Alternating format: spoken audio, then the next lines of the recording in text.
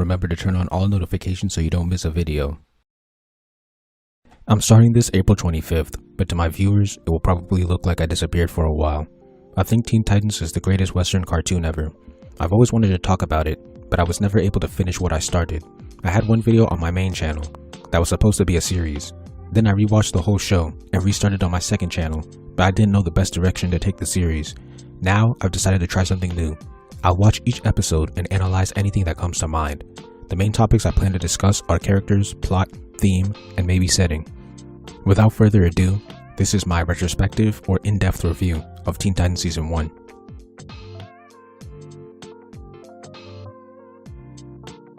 The introductory scene had great music. I feel like this show's music would be much more appreciated if they released an official soundtrack with all of the songs used. On my last rewatch, I remember a couple of episodes that had me desperately looking for the songs that played. This is me from the future. I just found out by accident that the official soundtrack for Seasons 1 and 2 have been released. The song is titled Jailbreak. The entrance of the Titans is dramatic in a kinda cheesy way, but I like it. Overall, the story starting en media res and getting straight to the action allows the episode to have great pacing. We start with a fight, which is not only entertaining, but it introduces us to their powers and establishes the internal conflict that will last the episode. The theme song is great, though I would have preferred if they cut it in a way so that the full chorus would play instead of doing the verse, half chorus, because the full chorus sounds much better due to the extended chord progression. The fight isn't really good, but it does a great job at establishing the fact that the Titans aren't completely used to working together. None of them are attacking as a group. Beast Boy also ends up getting in Raven's way, and the one time Robin and Cyborg try to work together, they fail. There was this one stylistic scene where Cyborg and Cinderblock were clashing as black silhouettes from a side view. I thought that was really unique and visually appealing. There are a lot of jokes in Teen Titans. In this episode, some of them hit, some of them miss. Kids shows usually have a low field goal percentage when it comes to jokes, probably because they use the excuse it's for kids, but this does a decent job. The personalities of the characters are also shown off very well. Robin and Cyborg are the least straightforward in terms of characterization. They have multiple layers, and it's hard to pinpoint their primary trait. The other three are pretty simple. Beast Boy is the comic relief, Starfire is the nice girl, and Raven is the aloof one. A trait that will continue throughout the story is having one or two characters as the focus of the episode.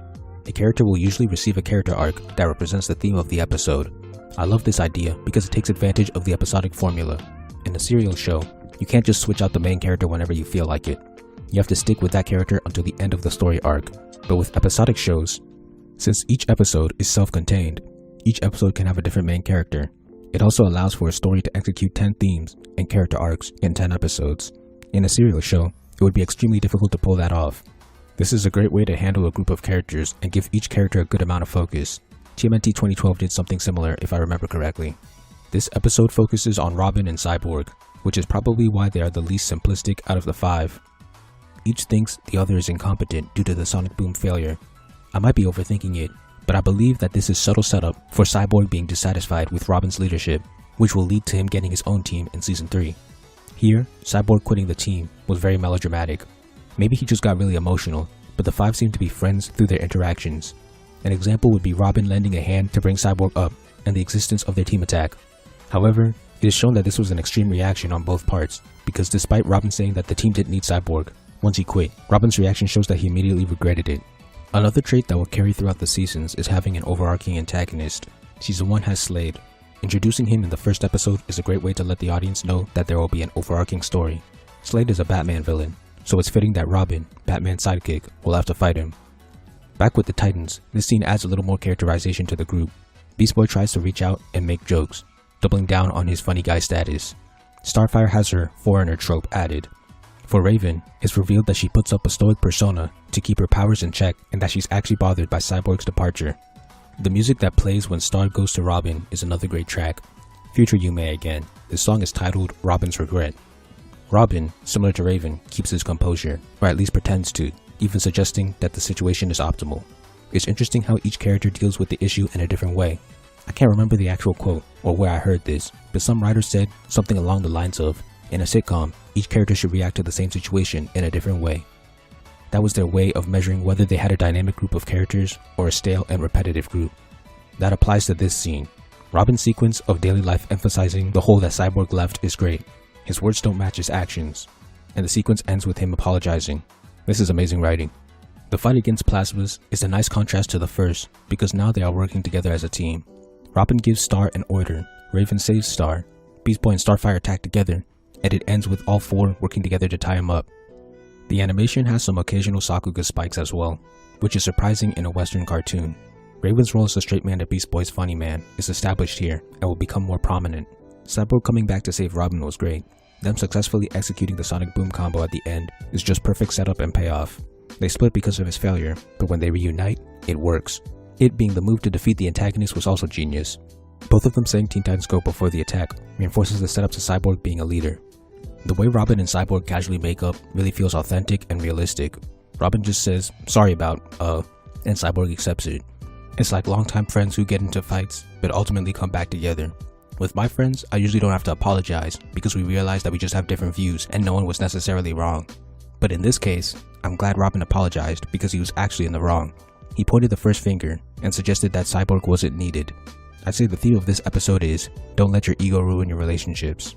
I like how both Robin and Cyborg were thinking that there was a mastermind. Once again, it shows their similarities and sets up Cyborg for a leadership role in the future. This was a great first episode.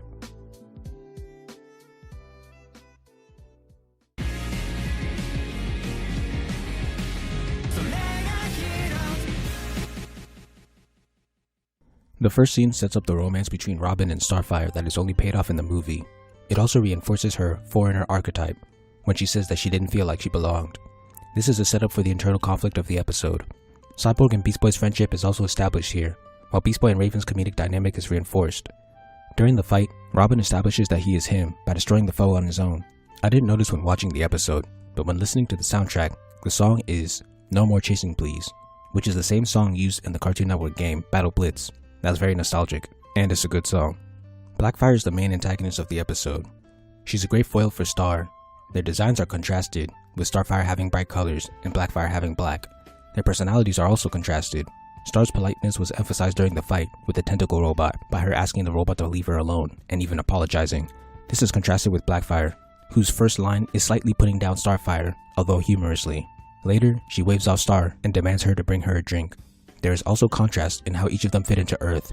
Star already talked about how she felt like she didn't fit, but this is also implicitly told to us by her strange foreign customs in this episode and the last. This one has the poem that she was about to sing, which the others didn't seem to want to hear. However, Blackfire immediately gels with the Titans, with only the knowledge of what her sister told her. This contrast propels the episode's internal conflict. Side note, the jokes really land in this episode. It's shooting 90% from the field. Starfire interrupting Robin and Blackfire's bonding is a nice subtle touch. The scene also establishes that Blackfire is a rule breaker, while Starfire is not, which is set up for Blackfire being the antagonist. The next scene of the aliens looking for the girl also sets up the Blackfire plot twist.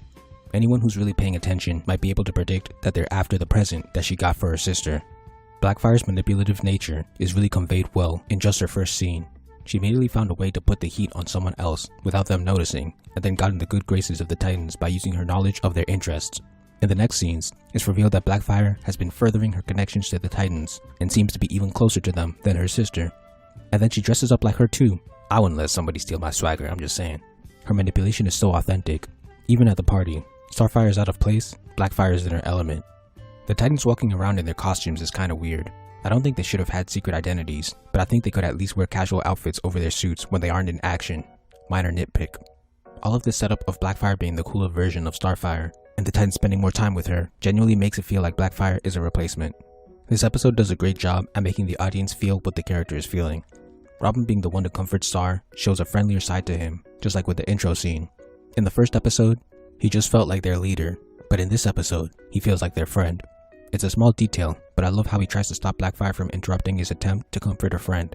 Based on the rest of the episode, it might seem like he'd just gravitate to anything Blackfire was doing, but this moment highlights his priorities. He reiterates this the next time he appears. Blackfire initially standing back while her sister was being attacked is another hint to the plot twist. So is her knowledge of the enemy's weak points. Her having eye lasers is another cool setup, because Starfire doesn't have this ability at the moment and will awaken them in a later episode. This reinforces the Blackfire is a better Starfire idea, along with the line about being the better fighter. Robin and Cyborg say Teen Titans Go again. The setup is definitely intentional. Cyborg asking Black to join the team is the nail in the coffin for Starfire. This understandably causes Star to want to leave after being replaced. This is the midpoint of the episode, which is either a false defeat or a false victory. Starfire getting captured fires the gun on the wall and basically reveals that they were after Blackfire and that she used Starfire as bait. I also like the Chekhov's cape. With Blackfire, Robin was boasting about how strong his cape was. In the fight against the aliens, he uses his cape to deflect an attack, which leads to the ship being damaged, ending the fight. This is when the alien police and the Titans uncover Blackfire's plan. This mystery was very well written. It won't be the last time this season has a great mystery. The conflict between the sisters going from internal to external was poetic. Although I wish Star had actually beaten her. Maybe she wasn't allowed to because Blackfire was the better fighter.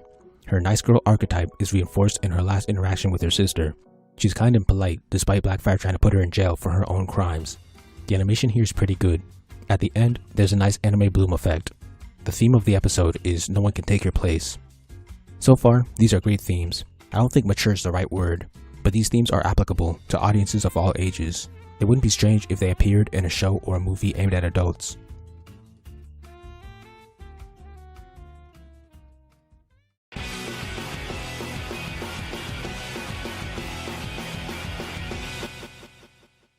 How does the Hive Academy even work? They just have an academy for raising supervillains. It's hilariously goofy, but I love the Hive trio. The way they're dramatically introduced, showing off their powers with a narration, is charmingly cheesy. But there's a reason for this. They're being pitched to Slade. Slade gives them a test, destroy the Teen Titans, and in 2 minutes, we know our antagonist and conflict. The Cyborg Beast Boy Raven trio makes its appearance again. This time, she interacts with Cyborg. I actually never noticed how often they make a trio. Once again, the comedy is shooting buckets. The Titans argue at home and at a restaurant. This is set up for the internal conflict. I'm just gonna say, this scene had great characterization anytime the characters' unique personalities are reinforced, because it happens a lot.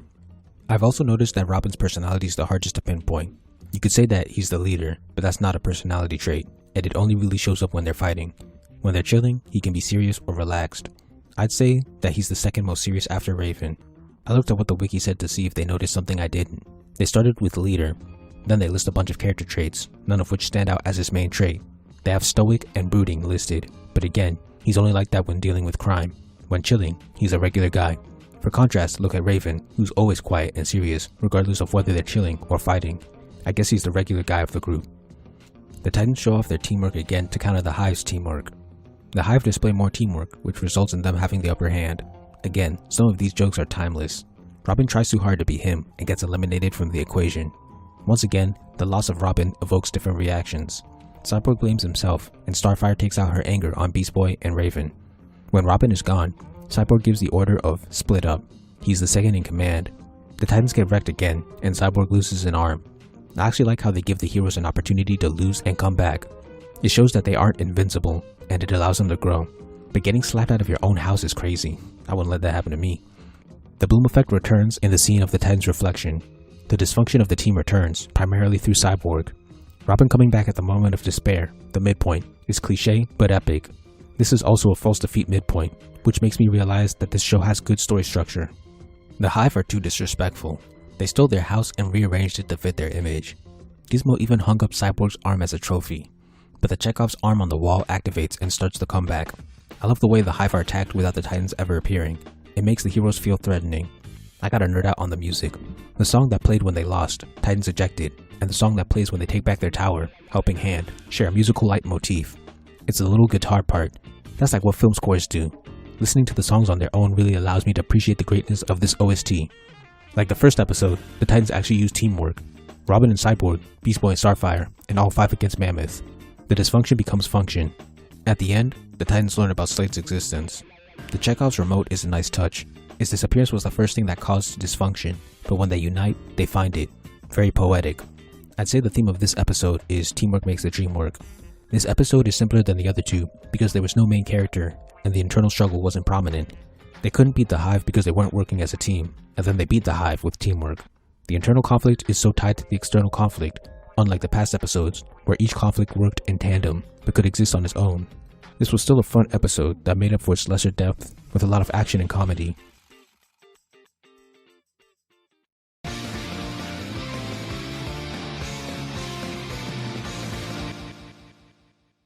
The comedy trio is back again and a prank goes wrong. So far this is the most melodramatic and unbelievable internal conflict. Beast Boy accidentally pulls a prank on Starfire and is for some reason unable to apologize properly.